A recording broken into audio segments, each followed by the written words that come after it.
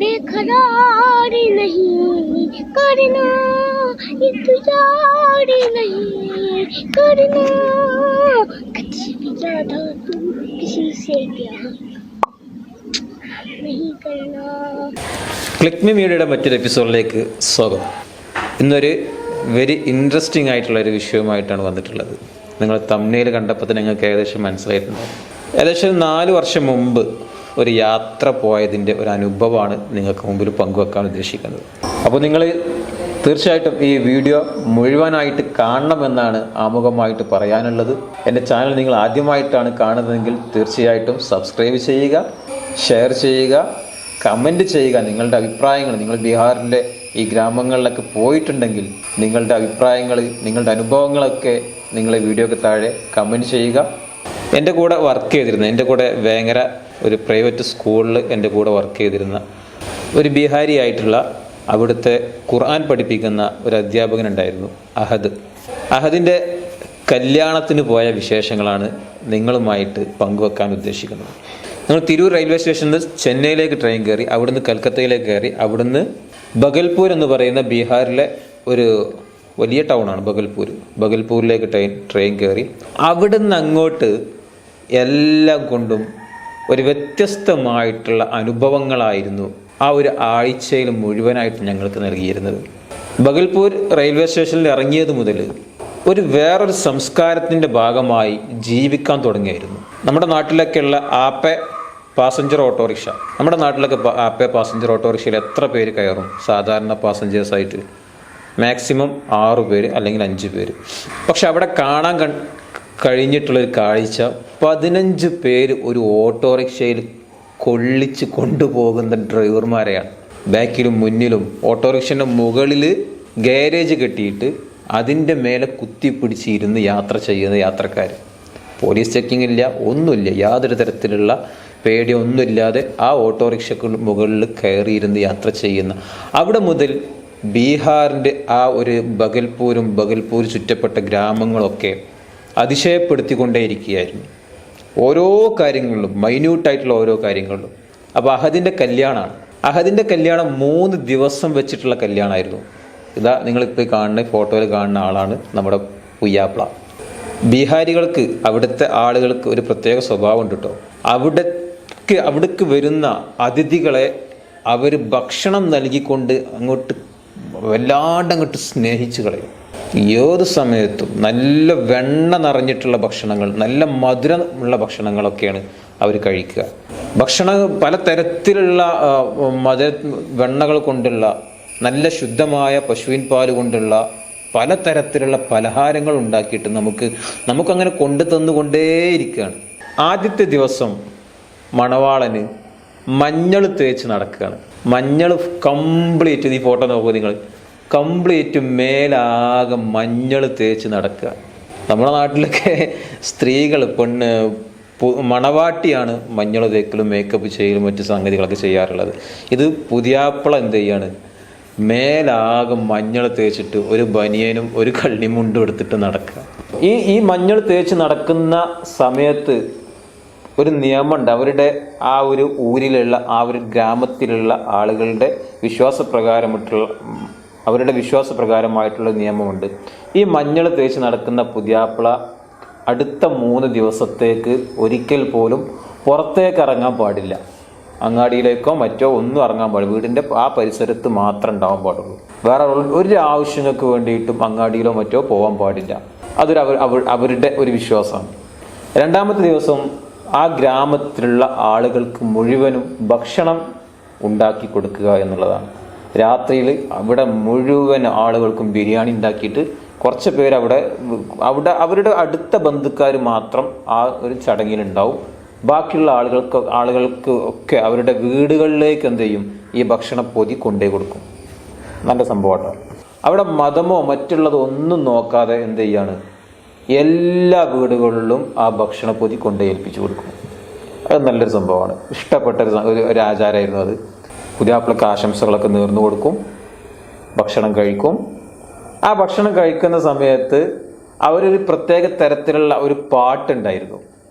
നല്ല താളത്തിൽ സ്ത്രീകളെല്ലാവരും കൂടിയൊക്കെ വട്ടത്തിലിരുന്നു കൊണ്ട് ഒരു പ്രത്യേക തരത്തിലുള്ള പാട്ടൊക്കെ പാടിയിട്ട് നല്ല രസകരമായിട്ട് ഭക്ഷണം കഴിക്കുന്ന ഒരു കാഴ്ചയാണ് ഞാൻ കാണാൻ പറ്റിയിരുന്നത്. എന്നിട്ട് പിന്നെന്ത് ചെയ്യും, ആ രാത്രിയിൽ അവിടെ ആ ഗ്രാമത്തിലുള്ള എല്ലാ വീടുകളിലേക്കും ഒരു വീട് പോലും ഒഴിവാക്കാതെ ഭക്ഷണം കൊണ്ടേ കൊടുക്കും. കല്യാണത്തിൻ്റെ ഏറ്റവും പ്രധാനപ്പെട്ട ദിവസമാണ് 3-ാമത്തെ ദിവസം. ആ ദിവസമാണ് മഞ്ഞൾ തേച്ചിട്ടുണ്ട്, 2 ദിവസം മഞ്ഞൾ തേച്ച് നടന്നിരുന്ന ആ പുതിയാപ്പിള കുളിക്കുന്ന ദിവസം. രാവിലെ തന്നെ കുളിച്ച് പിന്നെ പുതിയാപ്പിളയെ വസ്ത്രം ധരിപ്പിക്കുകയാണ്. ഓരോരുത്തരായിട്ട് അമ്മാവന്മാരും ജ്യേഷ്ഠന്മാരും അനിയന്മാരും അമ്മായിമാരും എല്ലാവരും കൂടി ഓരോ വസ്ത്രങ്ങൾ, തലപ്പാവ് ഒരാൾ, ഷോൾ ഒരാൾ, ഡ്രസ്സ് ഒരാൾ, കോട്ട് ഒരാൾ, പാൻറ് ഒരാൾ, അങ്ങനെ ഓരോരുത്തരായിട്ട് ഓരോന്ന് ധരിച്ചു കൊടുക്കുന്ന അവസ്ഥ നമുക്ക് കാണാൻ പറ്റും. അതുപോലെ തന്നെ സ്ത്രീകൾ, അടുത്ത ബന്ധത്തിലുള്ള ആളുകളൊക്കെ വന്നിട്ട് പുതിയാപ്പിളക്ക് മോതിരിട്ട് കൊടുക്കുന്ന അവസ്ഥ നമ്മുടെ നാട്ടിലൊക്കെ കാണുന്ന കാഴ്ച തന്നെയാണല്ലേ. പല സ്ഥലങ്ങളിലും നമുക്ക് കാണാറുണ്ട്. പുതിയാപ്പിളക്ക് അമ്മായിമാരും അമ്മാവന്മാരൊക്കെ സ്വർണ്ണ മോതിരൊക്കെ ഇട്ട് കൊടുക്കുന്നത്. അതുപോലെ തന്നെയുള്ള ഒരു ആചാരം അവിടെയുണ്ട്. പുതിയാപ്പിളൻ്റെ തലപ്പാവ് പ്രത്യേക രസത്തിലുള്ള തലപ്പാവാണ്. ഫുള്ള് കവർ ചെയ്തിട്ട് പിന്നെ ഇതിലിങ്ങനെ ഒരു മാലയൊക്കെ തൂങ്ങിയിട്ടുള്ള, ഈ ഫോട്ടോ നിങ്ങൾ ശ്രദ്ധിച്ചാൽ കാണാൻ പറ്റും. ഫുള്ള് ഒരു കവർ ചെയ്തിട്ടുള്ള മാലയൊക്കെ ഉള്ള ഒരു തലപ്പാവാണ് ഇട്ടിട്ടുണ്ടാവുക.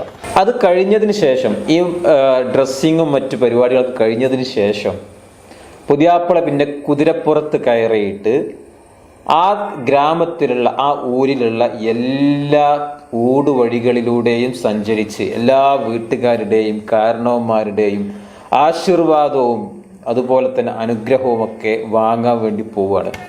എല്ലാ വീടിൻ്റെ മുന്നിലൂടെ ഇങ്ങനെ പോയിട്ട് അവരോടൊക്കെ പുതിയാപ്പിള പോവാണ് കേട്ടോ എന്ന് പറഞ്ഞിട്ട് ആ ഒരു രംഗം വളരെ രസകരമായിട്ടുള്ള, കുട്ടികൾ, ആ പുതിയാപ്പിള മാത്രമല്ല, ആ പുതിയാപ്പിള ഇങ്ങനെ മുന്നിൽ കുതിരപ്പുറത്ത് ഇങ്ങനെ പോകുന്നുണ്ടാവും. അതിൻ്റെ പിന്നാലെ കുട്ടികളും കാരണവന്മാരൊക്കെ ചെണ്ട കൊട്ടി പാട്ട് പാടിയിട്ടൊക്കെ എന്ത് ചെയ്യും, അവരതിൻ്റെ പിന്നാലെ ഇങ്ങനെ പോകും. ഞങ്ങളതിൻ്റെ പിന്നാലെ കൂടി. പിന്നെ പുതിയാപ്പിളയുടെ കൂടെ പെണ്ണിൻ്റെ വീട്ടിലേക്ക് പോകുന്ന ആളുകളെല്ലാവരും, ഒട്ടുമിക്ക ആളുകളും മുല്ലപ്പൂവിൻ്റെ മാല ധരിച്ചിട്ടാണ് പോവുക. അത് അവിടുത്തെ ഒരു രസകരമായിട്ടുള്ളൊരു കാഴ്ചയാണ്. എല്ലാവരും മുല്ലപ്പൂവിൻ്റെ മാല ധരിച്ചിട്ട് നല്ല രസകരമായിട്ടുള്ളൊരു കാഴ്ചയായിരുന്നു. ഞങ്ങളൊക്കെ ധരിച്ചു കേട്ടോ. മാർച്ച്, ഏപ്രിൽ, മെയ് മാസത്തിൽ പൊതുവെ നമ്മുടെ കേരളത്തിലെ കാലാവസ്ഥ പോലെ തന്നെയാണ് ബീഹാറിലെ കാലാവസ്ഥയും. നല്ല ചൂടുള്ള സമയമായിരുന്നു. 8-10 ടാറ്റാ സുമോയുടെ അകമ്പടിയോട് കൂടിയിട്ട് പുതിയാപ്പിള പോവുകയാണ്. ഭയങ്കര ചൂട് കാറ്റു നമ്മുടെ വണ്ടീൻ്റെ ഉള്ളിലേക്ക് ഇങ്ങനെ അടിച്ചാലും AC ഇടാൻ സമ്മതിക്കില്ല. അത് അവിടുത്തെ ആളുകൾക്ക്, ആ ഗ്രാമത്തിലുള്ള ആളുകൾക്ക് ശീലമായ സംഗതിയല്ല AC ഇട്ട കാറിൽ പോവാന്നാണ് പറയുന്നത്. AC ഇട്ടാൽ തന്നെ പുതിയാപ്പിളയുടെ ഉപ്പ AC ഓഫാക്കാൻ പറയും. പുറത്തുനിന്നുള്ള നല്ല പ്രകൃതി എന്നുള്ള കാറ്റ് വരട്ടെ എന്ന് പറയും. നമ്മളീ ചൂട് കാറ്റ് കൊണ്ടിട്ട് വിയർത്തൊലിച്ചിട്ടാണ് നമ്മളതിൻ്റെ കൂടെ പോകുന്നത്. എന്നിട്ട് പള്ളിയിലെത്തി. അവിടുത്തെ പള്ളിയിലെ ഇമാമ്, കാരണന്മാരെല്ലാവരും കൂടി നിക്കാഹ് ചെയ്യും. നിക്കാഹ് ചടങ്ങുകളൊക്കെ നടക്കും. അവിടെ ഇരുന്നിട്ട് ഒരാൾ പ്രസംഗിക്കും. അത് പ്രസംഗിച്ചതിന് ശേഷം പിന്നെ കലാപരിപാടികളാണ്. ആ പള്ളിൻ്റെ ഉള്ളിൽ വെച്ചിട്ട് തന്നെ കലാപരിപാടികളാണ്. അതായത് പാട്ട് പാടാൻ കഴിയുന്ന ആൾക്കാർ പാട്ട് പാടും, പ്രസംഗിക്കാൻ കഴിവുള്ള ആളുകൾ പ്രസംഗിക്കും. അതുപോലെ തന്നെ ഖുർആൻ നല്ല രീതിയിൽ ഓതാൻ കഴിവുള്ള ആളുകൾ ഖുർആൻ നല്ല രീതിയിൽ പാരായണം ചെയ്യും. അങ്ങനെയുള്ള രസകരമായിട്ടുള്ള നല്ല ഹിന്ദി പാട്ടുകൾ, അതുപോലെ തന്നെ ഗസലുകൾ ഒക്കെ നമുക്ക് അവിടെ നിന്ന് ആസ്വദിക്കാൻ പറ്റി. ഭയങ്കര രസകരമായിട്ടുള്ളൊരു സംഗതിയായിരുന്നു പള്ളിയിലുള്ള ആ നിക്കാഹ് ചടങ്ങ് എന്ന് പറയുന്നത്. അത് കഴിഞ്ഞിട്ടാണ് പിന്നെ നമ്മൾ പെണ്ണിൻ്റെ വീട്, അതിന് പള്ളിയുടെ അടുത്ത് തന്നെ പെണ്ണിൻ്റെ വീട്ടിലേക്ക് പോയി ഭക്ഷണം കഴിക്കാൻ വേണ്ടി പോകുന്നു. അവിടെ ഭക്ഷണം നമുക്ക് വിളമ്പി തരുന്നത് എങ്ങനെയാണെന്ന് വെച്ച് കഴിഞ്ഞാൽ, നേരത്തെ പറയാൻ മറന്നൊരു കാര്യമായിരുന്നു. ഭക്ഷണം വിളമ്പി തരുക, വലിയൊരു തളികയിൽ നമുക്ക് ഭക്ഷണം കൊണ്ടുവരും. എന്നിട്ട് നമ്മുടെ മുമ്പിൽ ഒരു ചെറിയ പാത്രം ഉണ്ടാവും. ആ പാത്രത്തിലേക്ക് ഭക്ഷണ തളികയിൽ നിന്ന് എന്തെങ്കിലും തരത്തിലുള്ള കോരിയോ മറ്റോ കൊണ്ടൊന്നല്ല നമുക്ക് വരുത്തരാം.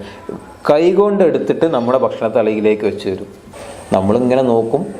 പക്ഷെ അവിടുത്തെ സംസ്കാരം അങ്ങനെയാണ്. അവർ ശീലിച്ചിട്ടുള്ള ആ ഒരു സംസ്കാരത്തിലൂടെ അവർ കാണുന്ന കുറേ പോസിറ്റീവ് ഘടകങ്ങളുണ്ട്. അറബികൾക്കൊരു സ്വഭാവമുണ്ട്. അറബികൾ ഒറ്റ തളികയിൽ നിന്ന് എന്ത് ചെയ്യും, അവരൊന്നിച്ച് എല്ലാവരും കൂടിയിരുന്നിട്ട് ഒരു മജ്‌ലിസിലിരുന്നിട്ട് ഒറ്റ തളികയിൽ നിന്ന് ഭക്ഷണം കഴിക്കുന്നവരുണ്ടാവാറുണ്ട്. ഇവിടെ ആ ഒരു കൈകൊണ്ട് വിളമ്പിക്കൊടുക്കുന്നതിലൂടെ അവർ ഉദ്ദേശിക്കുന്ന സ്നേഹവും ബന്ധവും ഒക്കെ അതിലുണ്ട് എന്നാണ് ഞാൻ മനസ്സിലാക്കുന്നത്. പെണ്ണിൻ്റെ വീട്ടുകാർ ചെക്കൻ്റെ വീട്ടിലേക്ക് സ്ത്രീധനമായിട്ട് കൊടുക്കുന്നത്, സ്ത്രീധനം എന്ന് പറയാൻ പറ്റില്ല, ചെക്കൻ്റെ വീട്ടുകാർ ചോദിക്കുന്നില്ല, പെണ്ണിൻ്റെ വീട്ടുകാർ അവരുടെ മകളെ പറഞ്ഞയക്കുന്ന സമയത്ത് അവരുടെ സന്തോഷത്തിന് വേണ്ടിയിട്ട് ചെക്കൻ്റെ വീട്ടിലേക്ക് ചെക്കന് ആവശ്യമായിട്ടുള്ള ചെക്കൻ്റെ റൂമിലേക്ക് ആവശ്യമായിട്ടുള്ള ഫർണിച്ചർ, അതുപോലെ തന്നെ അവൻ്റെ വീട്ടിലേക്ക് ആവശ്യമായിട്ടുള്ള അരി, പഞ്ചസാര, ചായപ്പൊടി, അങ്ങനെയുള്ള എല്ലാ സാധനങ്ങളും അടങ്ങിയിട്ടുള്ള വലിയ ഒരു ലോറി നിറയെ സാധനങ്ങളുമായിട്ടാണ് പെണ്ണിൻ്റെ വീട്ടുകാർ പെണ്ണിനെ പറഞ്ഞയക്കുക. ഇനി പെണ്ണ് ചെക്കൻ്റെ വീട്ടിലേക്ക് വരുന്ന ഒരു രംഗമുണ്ട്. കുട്ടികളും ആ ഗ്രാമത്തിലുള്ള മുതിർന്നവരും കാരണവന്മാരും മുതിർന്നവരും കുട്ടികളും യുവാക്കളും യുവതികളും എല്ലാവരും കൂടി പാട്ടുപാടി കൈകൊട്ടി അതുപോലെ തന്നെ ഒപ്പന കളിച്ച് പ്രത്യേക തരത്തിലുള്ള ഒരു പന്തൽ ഒരു ഷാളിൽ ഇങ്ങനെ മറച്ചുകൊണ്ട് ആ പെണ്ണിനെ പുതുനാരിയെ മണവാട്ടിയെ ആ കുടിലെന്ന് പറയാൻ പറ്റുള്ളൂ നമുക്ക്. നമ്മുടെ നാട്ടിൽ കാണുന്ന വലിയ കൊട്ടാരം പോലെയുള്ള വീടുകളൊന്നുമല്ല, ചെറിയ കുടിലായിരിക്കും. അവിടുത്തെ കുടിലെന്നൊക്കെ പറയുന്നത് നമ്മളൊക്കെ എത്രയോ ഭാഗ്യവാന്മാരാണെന്ന് പറയേണ്ടി വരും.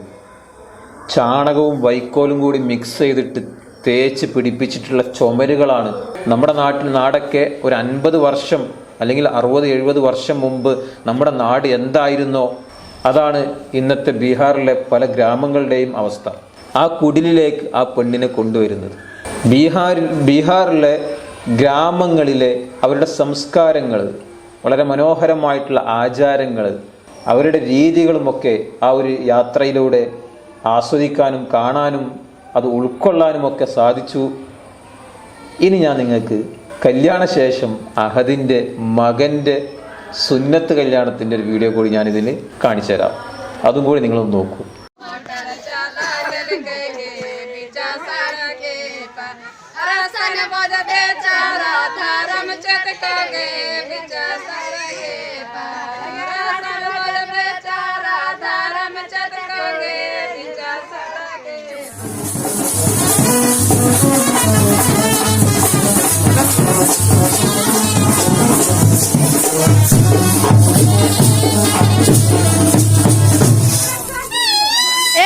बाजू आ गए बाबू लेता